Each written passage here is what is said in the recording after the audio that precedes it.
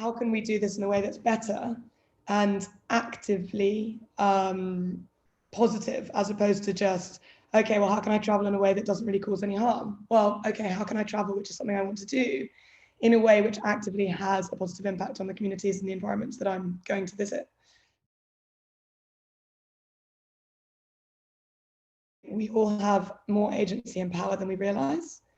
And growing up in the UK, which, as much as we like to complain about it, is a system which more or less works, there was no real need for me to use agency or power ever. You know, you just kind of fit in with the system, and it serves you and you serve it. And I suppose when I arrived in Colombia, I came with my, born in the 80s, my nice capitalist kind of mentality of like, well, I'm going to make lots of money and I'm going to have a really nice life. And that was my goal, and that would be my measure of success.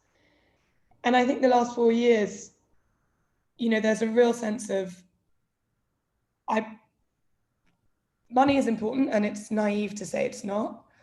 But I think I grew up in a system where it was like you chose one or the other. I have friends that went into philanthropy and by doing that said, I'm never going to be financially successful. When we left university, it was like people were making this moral choice. Like, do I go and work in finance? Do I go and work in law and have a great salary and a nice quality of life? Or do I go and do something kind of meaningful or good, like become a teacher or a nurse or go into the non-profit sector? And it was always felt like it was an either or binary choice. And I think when I moved to Colombia, running a business and then seeing how that business could affect people in a positive way, while also being profitable, kind of started a change. And then also, and it sounds a bit cheesy, but I realized that like seeing people change and seeing my team grow and seeing them build houses and move out from their parents and send their children to university and learn, and apply for passports and talk about, one day going to work in Spain. Really selfishly, those things made me as happy or happier than money in the bank. It makes good business sense to shift now.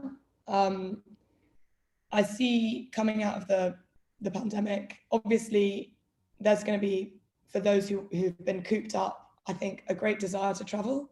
But I think also the entire global population has been paying attention more than ever to inequality, to climate change. We've all been stopped in our tracks, and we could argue that even this pandemic is the result of mismanagement of our resources and not doing things the right way. So I would say really anyone in the industry that's not prepared to change should be prepared to not be here in the next 10 years.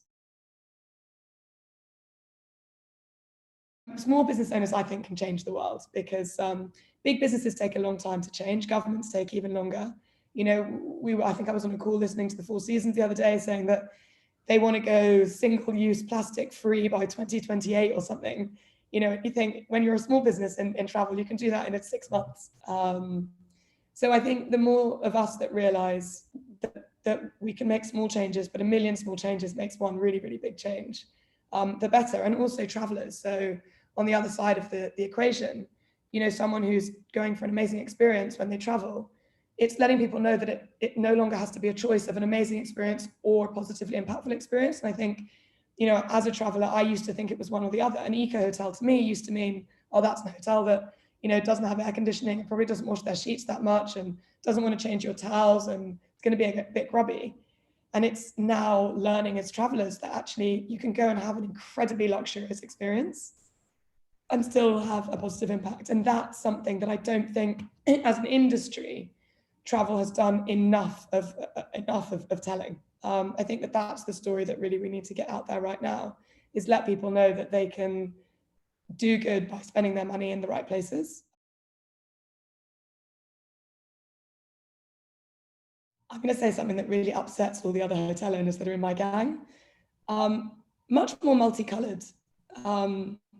I think the hotel industry specifically, and also a big sector of the travel industry across the world, is very male and white led. And I think it's slightly colonial still. People from North America and Europe tend to go and live in interesting countries. and then start businesses. And they do very well because they know what the European and North American customer is looking for. And there are hotel chains, I shall name no names, that build their model on making sure that the general manager of the hotel is always from France or always from Switzerland, because that's part of their brand identity. And that excludes local communities from becoming owners of their own travel industry. I think that the travel industry of the future will be owned by the places where it exists. So I would like to see myself become obsolete in a way. You know, I am one of those people that came from the UK and here I am in Colombia, but I guess I kind of have the defense card that I'm a rebound because my mum came over to the UK from the Caribbean before. But my plan is very much to replace myself with local people. And I would like to see hotels, travel agencies, DMCs owned and run by people who were born and raised in the places that they're showing off. I think that's going to be the biggest change. And I think then we will see naturally an inclination to care for the nature around us, because people take care of their own places and they know how to take care of their own places, and they have a sense of affinity with the place that they live in and a sense of history. So I'm a big believer that if we push for social equality and local engagement and local empowerment and education and development, then the environmental caretaking and stewardship, I think, follows naturally from that. And I think that's where the eco-travel industry has perhaps fallen short until now. There's been a lot of amazing work done, but what happens when these old white guys retire? Who's behind them? I want to make sure that the people behind them are there for generations. Yeah, I guess I could be wrong. I'm not a prophet, but that's a hope, I suppose, not necessarily a prophecy.